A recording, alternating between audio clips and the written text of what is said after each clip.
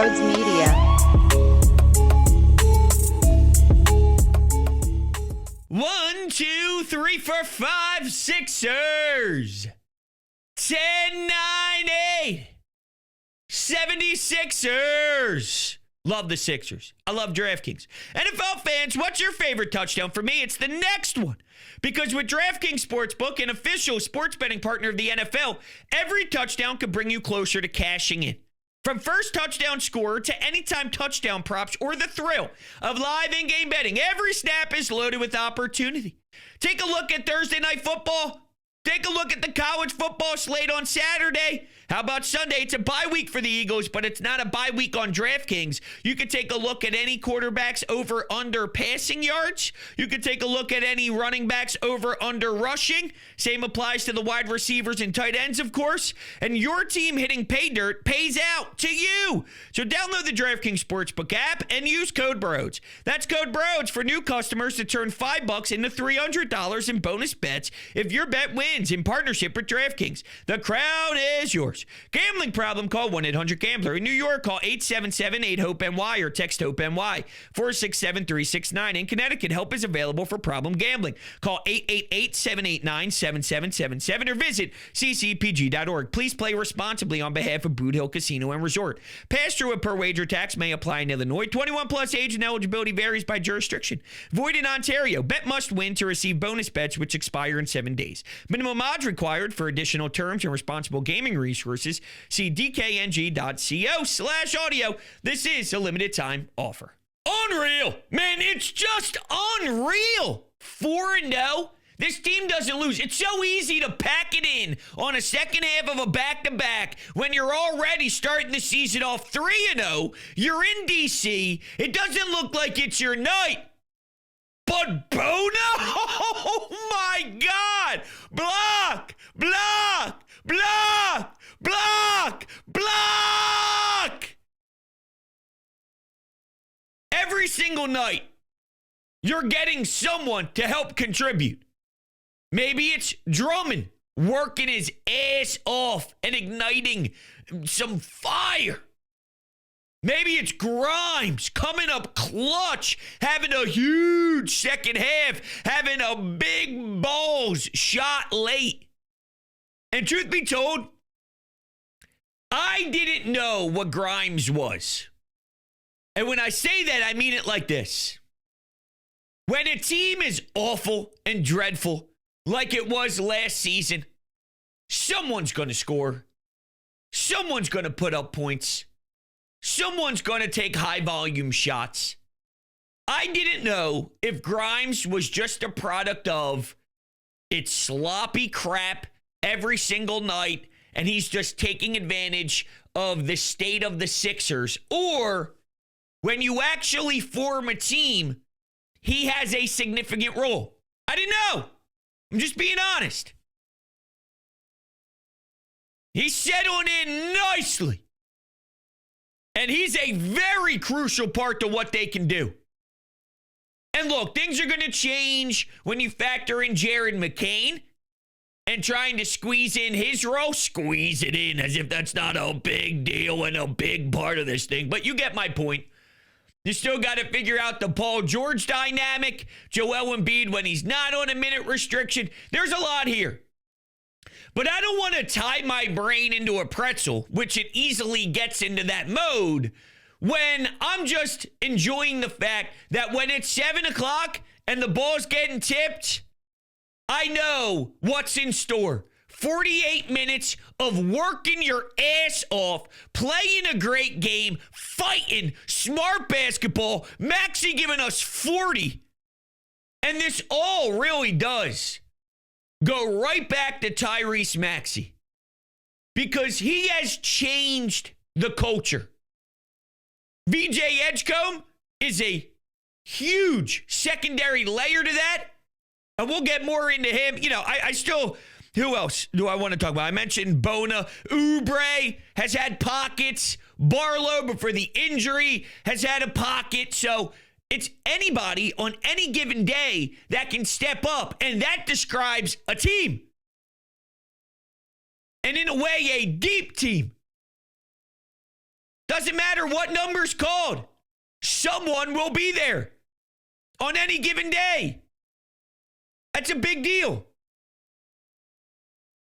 But Tyrese Maxey had this to say before the season even began about the state of the franchise, the leadership of the franchise, what it takes to be a premier team in this league. Listen to Tyrese. I think the biggest thing that I'm trying to accomplish is, like, we need a standard. Like, this is who we are every single day, no matter who plays, no matter who doesn't play. When you see Philadelphia 76ers, this is what you see. You're going to see that team every single night. Every single time you turn the TV on, every single time you step foot in whatever arena that we're playing in, this is the team that you're going to get. And this is the type of culture you're going to get. They're going to do this thing. They're going to do a certain thing a certain way every single night. I think that's the biggest thing. And then just, like, building a camaraderie and a brotherhood off the court, I think that's one of the biggest things that I've tried to do this summer.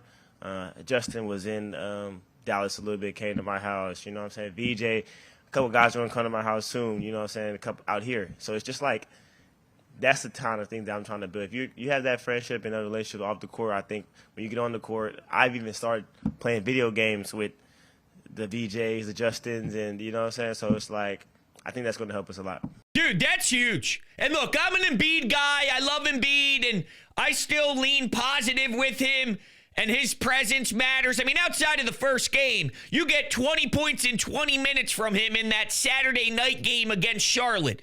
In Washington, D.C., he was +9 in 23 minutes with 25 points, 7 rebounds, and 5 assists. It's not all perfect by any means, but, you know, the way people talk about him, he's a bum, get him out of here, he stinks, I don't want his presence near anybody else. I'm not going that far. With that said, though, there is an element missing from Joel Embiid when it comes to the face of the franchise and what Tyrese Maxey laid out. Not only did he say it, but he did it in practice. He physically went out and actually did create a standard. Joel's not playing against Orlando? You think we're fucking losing even though it's the first half of a back-to-back? We're not fucking losing. We're going out there and we're going to go kick some ass and win a damn game. We're going to put up 136. He's been scoring 40 plus. You're a handful of games into the year. Kevin Garnett, of all people, is tweeting out, looks like Tyrese Maxey is going after a damn MVP. That's the way some of the all-time greats are viewing what Tyrese Maxey has done, being shot out of a cannon early. And let's be honest, we all anticipated a great Tyrese Maxey. It's not as if, with all due respect to VJ Edgecomb, we all expected a fun, explosive, athletic, hardworking VJ Edgecomb. But he has clearly jumped some of the fair and reasonable expectations. The bar for Tyrese Maxey was always amazing. It was always incredible. There's not that much more he could jump up because the guy's been a dog. But last year was ugly, man, and he was a part of it. And I think he realized real quickly, I'm not here for that bullshit. Doesn't matter who's in the lineup. Doesn't matter if Embiid's there for Orlando or if he's there for Washington. However they want to play out this back-to-back, we have a standard to set. And it kind of reminds me a little bit, too, with the brotherhood and the cohesion of Nick Sirianni and what he stresses to the Eagles locker room of loving one another. And here's where I'll give Joel Embiid credit. It's very early, but I can only judge and base it off of what we've seen so far. It does look like, to me, he's willing to accept that this is where the Philadelphia 76ers are. He's willing to take that new role. Now, whether that's because he knows where his body is, he sees what Maxey's doing, but not every big name and big high-paid contract guy and big personality will take a back seat and go, okay, whatever you want, Tyrese. Again, it's early. things could change throughout the season, but it looks to me like he's willing to adapt based off of the circumstances. And the way he's celebrating on the bench for his guys, that's a big deal. Like, you need buy-in from those type of guys if this is going to work with the current construction of who they are. It's a weird position to be in, but they clearly passed the baton off. They did. But the big names have to be on board. I don't know about Paul George yet. Maybe he could be a good fit. He still does bring things to the table. But it goes back to, there was once a time where you had to rely on these older names to carry the workload and carry the dominance on a day-to-day basis over these 82 games. Well, that's not the case. Now they're pieces to the pie, not 90% of the pie. And then you just get youth, and you get, you know, the Grimes, and then maybe not the youth, but the juice from Andre Drummond who takes over a game, or Oubre has a nice effort. And they're doing it like a team. But I can't stress enough what we saw from Tyrese Maxey before the season began and how that translates perfectly to what we're witnessing. It's aligning perfect to a T. And you always hear athletes say, this is what I want to do. This is the goal. This is what I'm trying to accomplish. But it never really pans out that way. He's executing. It's early. But it seems as if when they're down, or even when they're up, his speed to the basket, his ability to create some of these three-point looks just based off of his handle. I even saw VJ Edgecomb with a nice little dribble to create separation, and oh my God, loses a defender and he just cashes it in. Ew. VJ? I didn't know if he was going to have handles to that type of capability. I know that from action. If you need it, here's back-to-back threes. If you need it, hell, I got to earn charity stripe free throws. I mean, he's going to do whatever is necessary on any given day to make it happen for the squad, and that's leadership. My last thing on the Joel Embiid front, though, is this. That video that's kind of going around right now of him doing the DX suck it move to fans that were behind the bench in Washington.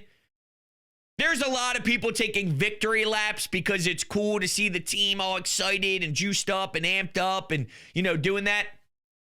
As an Embiid guy, there is a part of me that doesn't like that. It kind of describes maybe what he's lacking. And I love Embiid. I do. I love Embiid.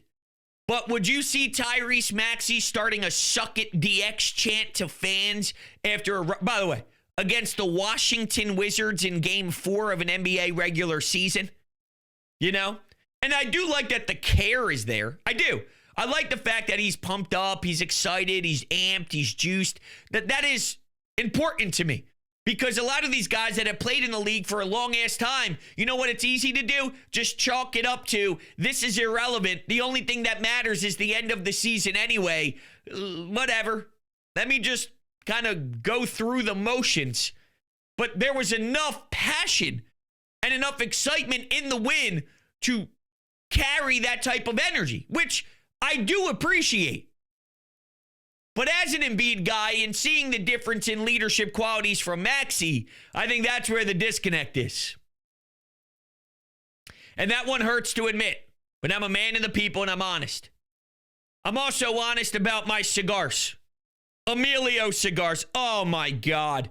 Right now, my mouth is watering because I'm thinking about lighting this. It's a shame I can't do it here in the studio, but I'll go out back and I'll rip open. I got a whole nother pack over here of Amelio cigar. I'll smoke them all. I'll smoke them all. Old school roots, new school attitude. Locally owned, third generation, made at Fabrica Oveja Negra in Nicaragua. This is as serious of a cigar as you are going to find. And when I tell you there is only one cigar to smoke, I'm not just saying that. I'm telling you the damn truth. This is the Tyrese Maxey of a cigar. And if you are a cigar smoker, do me a favor. Go to their website down below. There's so many options available for you. And if you utilize promo code BRODES10 at checkout, you will receive 10% off your purchase. It's a no-brainer. Make sure you join the Amelio cigar family today. So when the Sixers win, you can celebrate. When the Eagles win, you can celebrate. When the Flyers win, you can celebrate. And there is nothing better that will hit your lips other than an Amelio cigar. So make sure you join the family today. All right, we have some other audio here. Why don't we do this? I want you guys, because I don't think I've spent enough time praising VJ Edgecomb. There's just something about his warrior mentality, man. This guy doesn't stop. He's got a motor that is unbelievable. And the fact that this is what we're getting so early on, I don't want to fast forward this because I am someone that's soaking it in and I'm just appreciating where we are. I'm not trying to get 8 steps ahead, 9 steps ahead. I'm trying to be grounded and just realize that this basketball team is making the entire city fall in love with the sport again after the disaster that was 1 year ago. But I just love the fact that if this is where his feet are now, when he's just getting a taste, the ceiling is limitless. I can't put a ceiling on. And there's nothing more intriguing as a fan when you watch one of your own and you think to yourself, there's no cap. Certain guys have a cap, right? Oubre and things of that. Now, they have a role, but you know where their role matches its full potential. I don't know what the hell the full potential is of VJ Edgecomb. I don't know what the full potential is of Tyrese Maxey. That's 2 guys. I don't know what the full potential of Jared McCain is. Limitless. And when you have limitless ceilings, it gets you erect. So let's listen to this audio piece from The Ringer. And Tim Legler joined, and they were talking about VJ Edgecomb. He joined Bill Simmons. Take a listen. The VJ thing's different because he's a winning player who's also getting stats. Like, he's just helpful in a way that I think is just so unusual for rookie guards. In my opinion, the Sixers fans cannot be excited enough about him. Like, he's really special. There's a couple things, Bill, that I see out of Edgecomb that are really going to bode well in terms of just projecting. Like, is this real, what we're watching? Yeah. Is this. One, he has the ability to go from a very relaxed state with the ball to buy you in an accelerated state at like a level, like I'm not comparing him to Shai Gilgeous-Alexander, but it's some of that where it's like all of a sudden he's relaxed, you're slightly relaxed defensively, and then when he decides to go, he goes. That first step in push and acceleration is buy guys, or he's forcing you into such a like overreactionary retreat, he can stop and make an 18-foot jump shot. That is a special God-given innate athletic quality that's going to create separation for him all the time. The second one is watch VJ Edgecomb when he shoots the ball, whether it's at the foul line, a 3, or something off the dribble like a pull-up. He is so strong with his follow-through and his wrist. Most young shooters come into the league, and because things are happening faster than they've ever happened, they don't stay with their shot. He is staying with his release better than most young players do. And as a result, he's making shots at a really high level right away to start his career, even deep shots and mid-rangers, contested shots, because he's not affected by the pace of this game. And that's very rare for a young guard. Oh, my God. Oh, my God. I might make that my ringtone. And my wife's going to call me. I'm not going to answer. She's going to get all pissed because I'm letting the 1 minute and 36-second ringtone of legs speak about VJ. And it's funny he got into the pace of the game and the shot and the follow through, because when he was talking about his explosiveness and his ability to kind of have defenders lull and then he picks it up and he'll blow by you, and he even mentioned SGA. I mean, are you kidding me? Lick my undercarriage and call me Sally. This is outrageous. But I was thinking those intricacies, those little parts of the game and all, as the speed of the game slows down, this is how my brain was working while he was talking through that early part of the clip. like that's those details. It only gets smoother and smoother and smoother. He only gets nastier at it and nastier at it, where he knows how to lull defenders even more so. He knows when to get guys going certain directions and cut another way, and it all just becomes that much smoother. Again, this is the floor. This is him just getting a taste of it. What happens when the pace of the game slows down and he can manipulate anything that he wants because he's that rare of a player? Like, that's where this is trending. It's unreal. It's unreal. There's so much speed right now for that. Talk about pace. I mean, these guys are watching Tyrese Maxey and the athleticism of VJ Edgecomb, and they're probably thinking, God damn it, I got to run basically 15 miles in these 48 minutes. God forbid if this thing goes into overtime, which it did. And they were down. They were down so much. The way that they put pressure on, oh my God. And I'm not telling you, though, the Washington, D.C., the Wizards are this great lethal team. I'm watching CJ and I'm going, what are you doing? Bona, are you stupid? You're challenging that guy? Did you see the way he was able to flourish for the last 3 minutes? Did you see his previous blocks? Are you stupid?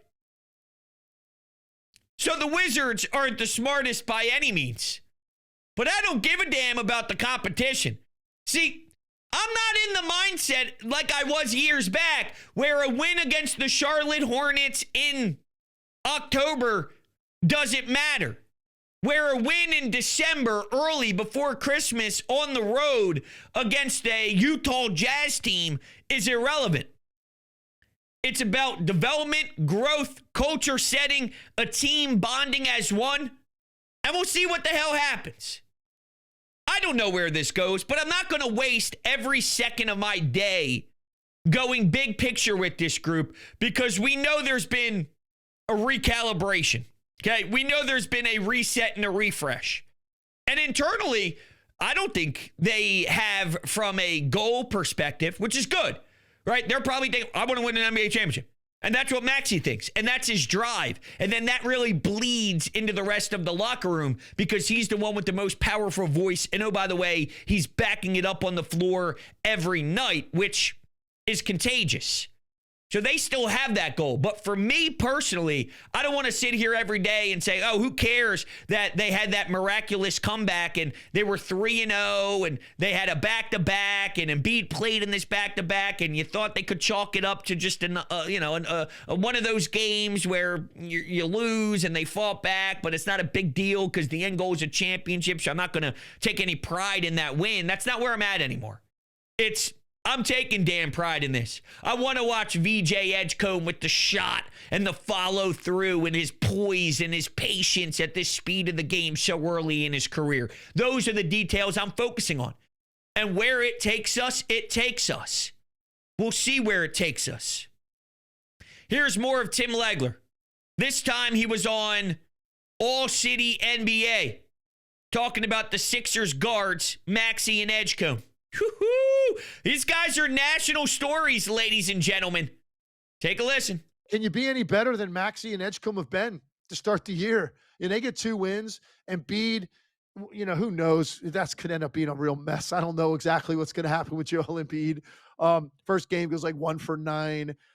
It's productive in game 2, but on his massive minutes restriction. Paul George not playing. This cloud is just cast over this organization when you look at Paul George again not playing to start the year. Joel Embiid, who knows what his year is going to be. So where's the breath of fresh air going to come from? Well, Maxey always provides that, because he not only his game, but he plays with that smile and he's having fun, and people love him in Philadelphia. But now you go out and you pair him with a guy that's like athletically similar to Westbrook, but a much better shooter. And I'm not saying he's going to have as good a career as Russell Westbrook, because I love Westbrook and he's an absolute Hall of Famer. And what that guy's done in this league is incredible. But I'm just saying, like, athletically, he's a lot of that, and he can shoot. And what those two guys have done, combining for 58 points a game to start the year. One guy, a young guard that's established, and another guy's a rookie. With all of the doubt about this team going into the year, they're a breath of fresh air to start the year, man. And people in Philly are so excited about both of them. It's crazy how much the narrative has flipped, though. And I know this may make a lot of you uncomfortable, but somebody does deserve that appreciation to do this, and that's Daryl Morey. And he's public enemy number one for giving Joel the contract when he did and signing Paul George and Ben Simmons, James Harden. And I don't really fault him for some of the decisions that he made. He was brought in here to clean up a mess, and I think he did what he could do with some of those circumstances that he was handed. With that said, though, there have been some question marks about the Joel Embiid part of this and when the money was given and based off of where his knee was and was it a calculated risk worth taking and all that stuff, right? But where we are now is because of the way that Daryl Morey drafted. And we're not talking about having the first overall pick 3 years in a row. VJ Edgecomb at 3 is a high pick, obviously, but he wasn't the consensus number 3, ladies and gentlemen. Ace Bailey, take Ace. Don't worry about the agent. He's the better talent. He's got the higher ceiling. They went VJ. So that deserves credit. Maxey was taken in the 20s. Jared McCain was taken in the middle of the draft-ish. So that matters. We're talking about Bona. That matters. He's a part of this. Now, it kind of reminds me of before Howie Roseman got the MO that he does now, that he's the genius and he can do no wrong and he's excellent. I remember having a lot of debates on the radio with Tyrone and some of the other guys about, do you give Howie Roseman credit when he cleans up the mess that he created? Or does it lose value because, well, the only reason why you're in that predicament is because of the failures of Howie to begin with. Now it's a different story because of all the winning that we've had. But there was a time during the J. Arthega-Whiteside, the Jalen Ragers, and making up for those mistakes and finding ways. And it's like, well, if you didn't screw up originally, then we wouldn't have needed you to do X, Y, and Z because we would have had what we were looking for already. And there's truth to that. But what makes you really special in professional sports is what do you do when you do make a crucial mistake? Does it end up being the downfall of the entire organization and you get stuck in the mud and you're screwed? Or is there a way to pivot? Are you savvy enough to figure out ways to transform things into a new direction where you're still competitive, you still have buy-in, people are excited, and you can move out of that funk? I think there's actually a skill in that. I've always said, I think Daryl Morey is good. There's a reason why when he gets let go from Houston and all, everybody in the NBA collectively as one looked internally and said, do we have to fire our president for that guy? That's what the NBA world said. But there was a time where I thought, listen, he's good, but it's just not working here. And sometimes that happens. And that's sort of where I was for a while with Morey. Like, I don't think you're a bad organization if you hire Daryl Morey the second he becomes available. But there was a time where I wondered if it was going to work here. It's like, hey, that was fine to go that route, but at some point you got to bite the bullet and just realize he is a reasonable option to go to a few years back, but it didn't work. But now you're starting to see this and you go, oh, and he's not out of it yet, but I just want to say, we can't bash the guy and says he sucks every second of the day, but then when you're excited to sit down every single night and watch the sport because of the decisions he made, he deserves a clap, okay? He deserves a few claps, and a bunch of you all clapping at once in unison. You know what I do? I stand outside Camden Apothecary and clap because there's nothing better than the cannabis over at Camden Apothecary. I love my cannabis. Philly fans, when you're choosing a dispensary, you want three things: convenience, quality, and fair prices. And Camden Apothecary checks all of those boxes. Located just minutes over the Ben Franklin Bridge with ample free parking space, Camden Apothecary is built for fans on the go. Their team prioritizes your experience so you're not just another customer. You're part of the community. And the products, always top quality. You're getting the best cannabis around at prices that are actually fair. No gimmicks, no inflated numbers, just the real deal. Whether it's pregame, postgame, or any day in between, Camden Apothecary is the stop every Philly sports fan should be making. Convenient, friendly, fair, Camden Apothecary. Cannabis done right for fans 21 and up. Tell them Brodes sent you for 10% off. That's right, ladies and gentlemen. And I love hearing from you. So the ones that go out and they go to Camden Apothecary and then you roll up a nice fat blunt. All right, maybe you're packing a nice bong rip. And you say, damn, Brodes, let me tell you something. That kush was A+. I said, I know. Camden Apothecary, I've only been telling you about it for a while now. I appreciate you letting me know that because I know. Oh, do I know? So, it's fun hearing from you guys. I appreciate it. Make sure you join the Camden Apothecary family today. All right. We have anytime hotline calls. A couple from Saturday night, a couple from Monday night. Let's see here. Last night was a busy night in Philly. A lot of Flyers calls came in. Probably should have sorted some of these out prior, but I'm bad at my job. Very unprofessional. Why don't we do this? It's probably a bigger topic and a bigger conversation to have, but Boogie Cousins made his rounds on his FanDuel TV show that they do with Lou Will and some others. And this is what Boogie had to say about Joel Hans Embiid. I agree with everything you said, especially through the lenses of, Joel Embiid. But as far as the original question, is this a valid question? I think it is. And the reason I think it's valid is because, one, when Joel... Real quick, the question is if the 76ers are better without Joel Embiid. And he feels it's a valid question. But here's his explanation. Joel Embiid is on the floor. We all know the Sixers are playing through Joel Embiid. So it's a completely different playing style. Now with him being not being out of the lineup, but with limited minutes, you get to see an entirely different playing style with these two frontcourt guards. So with that being said, backcourt guards. So with that being said, it's a valid question, and they also have an opportunity to get a small sample size of what the future looks like for the Philadelphia 76ers moving forward. So is it a valid question? Absolutely, and I'm pretty sure the front office are having talks about it, what it looks like, what the possibility is, and should we consider closing this door moving forward or what? So I absolutely think it's a valid question. Interesting. That last part is what got everybody's eyebrows to raise around the city. I'm pretty sure the front office is having talks about it. Closing the door, moving forward. Now, I always go down this path whenever something like this is brought up based off of the excitement of everybody else right now and how they're playing. Pretend you're an outsider who's not a part of the 76ers. Are you utilizing very important assets to trade for the current state of Joel Embiid? Be honest.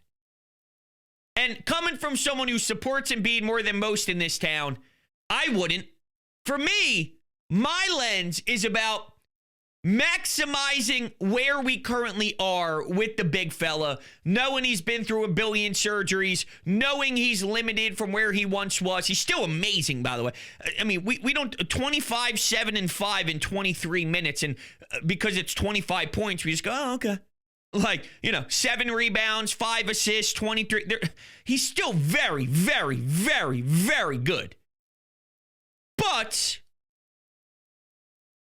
am I going to use a lot of my value if I'm running a different organization to trade for the 2025 version of minute restriction Embiid, who you're trying to really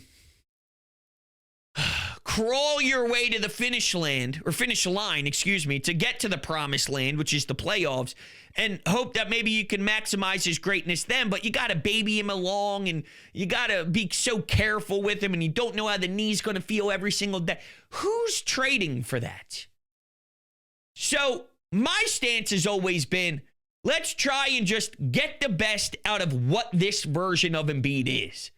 But in regards of selling off, I don't know if what you're going to get back in return would ever be worth what he still brings you now. Because no one's going to give up this crazy, insane level of compensation for him. Especially with the big money. We're talking big money, ladies and gentlemen. Big money on that contract that we talked about the extension and holy hell. So that's why I don't even think it's real. I don't even think it's worth my time. I'm looking at it with new life, new personality, new members of this team, new leadership. Embiid, Paul George, Nick Nurse finds a way to have those guys complement what's the driving force. And look, Paul George and Embiid, they're going to have big games. They're going to help you win. But instead of the pie chart being all about them carrying the workload, winning because of their style, which never really happened because last year was such a vomit fest. But instead of that being what's supposed to be done in theory, now the pie chart is split differently. And then you can utilize their skill sets differently at this stage of their career. And I think that's probably best for where we are as a whole. And if you have those veteran guys buy in to what Maxey's selling, that's special. That's special from a Maxey front. You know how much respect you got to have to come into this league a couple years in and you become the face of the franchise with those type of personalities on your team? Now, Paul George always came in to be the second fiddle guy because he thought he was joining Embiid when he got paid the cash. So he was probably already in the mindset, I wasn't going to be the face of the Sixers. I was just, sort of going to be the Robin, if you will. That's probably what he thought. Or maybe even the third star behind Maxey. Might have thought Maxey was the Robin, and then he could hide as sort of that third guy. That just gives you some nice things as the third layer. He may have thought, hey, I'm getting paid a big bag, and I'm going to be the third layer. Hey, sign me up. Knowing him, he was just chasing the money anyway. But if Maxey could get them on board the way that they did, it tells you a lot about Tyrese, and that doesn't surprise me. And by the way, one of the things Leg said, though, was we all love him because of the smile. Say that to Bane, huh? I mean, it ain't all about the smile. This guy's like, yo, motherfucker. Got into his face, got a little chippy, gave the nod, the eye, dude. You know what I'm saying? You don't do that to me when I'm on the ground. He was celebrating, right, as if he did something to Tyrese Maxey when Maxey hit the court. He was like, oh, that's unacceptable crap. It ain't always about the smile. He's got that attitude in him. It's just when it comes out, it comes out. And it sure is gnarly when it comes out, that's for sure. All right, everybody, that's going to do it. Refreshing talking about the Sixers, man. I really appreciate it. As if you allowed me to talk Sixers. But no, I appreciate it from the Sixers standpoint for allowing me to talk Sixers. It made sense to talk Sixers. So we'll continue to talk about them throughout the weeks, man. It's a little different than it was back in the day. I did a game recap after every single game. Listen, I'm a father of two. I got two beautiful daughters. The sleep schedule is out of whack. I work crazy hours at WIP, overnight shifts, late night shifts, this and that. I'm bouncing all over the place. As much as I would love to say I'm going to sit down every single game and break every single game down X's and O's, it's probably going to be a couple of games. Let's talk about it. A couple of games. Let's talk about it. It's been that way for the Fly guys as well. But as we filter in the Flyers or the Eagle season as well, it's just a lot going on. So bear with me. I have people reach out. When we talking Sixers, Brodes, Sixers are doing well. I know. I'm working my ass off, and I'll be there for you when I get the opportunity. That's for sure. All right, you guys are the best. I love you. We'll talk on the next one. Go Sixers.